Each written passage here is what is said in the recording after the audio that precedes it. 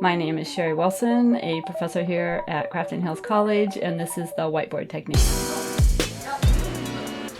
In the whiteboard technique, what I've done is I've kind of maximized student involvement and engagement in the classroom by getting the entire class up to the whiteboards all at one time.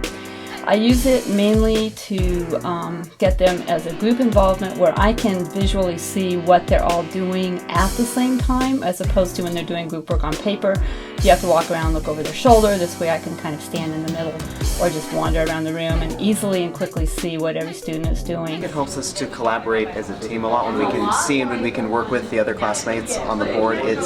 Since a lot of the homework is just individual, it sort of helps us to grow as a team and see the way that other people do the problems. They find ideas that you didn't think of and you just combine your ideas together. It helps us practice more and we get to hands-on do it and not just be stuck on our own oh, I don't know what to do. So we have help and people showing us what to do step by step. The students absolutely love doing this. They get to talk to each other. They seem to really involve themselves in it, and by explaining it to each other, they really seem to learn and retain what they've done, as opposed to just getting to it on a piece of paper. It helps us retain it more because we're doing it over and over again, so repetitiveness. If you have any questions, your group members can answer it, and then if you know it, you can teach them, which helps you remember even more.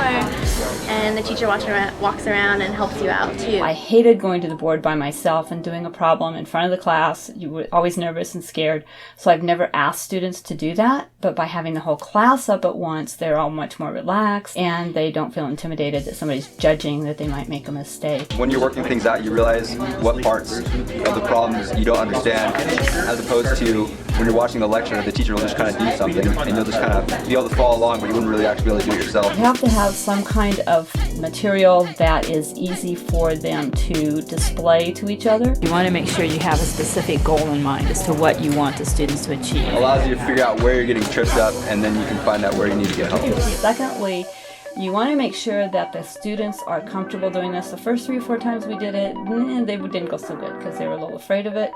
But after we've done it 3 or 4 times, they seem to be very excited and like doing it. You have to learn to step back and let them kind of stumble, and you have to plan adequate time because it is slower than if you just show them how to do something. It helps us if we know that we made a mistake, we can ask Thomas or Miss Wilson for help, so they can actually tell us what we did wrong. So you can make mistakes and see where you're going wrong, and then your friend can have another opinion. It's definitely helped us work together and to work as a team to get the problems done. And then definitely if we do have any problems or any questions, we can look towards Thomas or Professor Wilson. And then once we come down to the homework or our exams, we know exactly what we've done wrong. That way we can correct our work.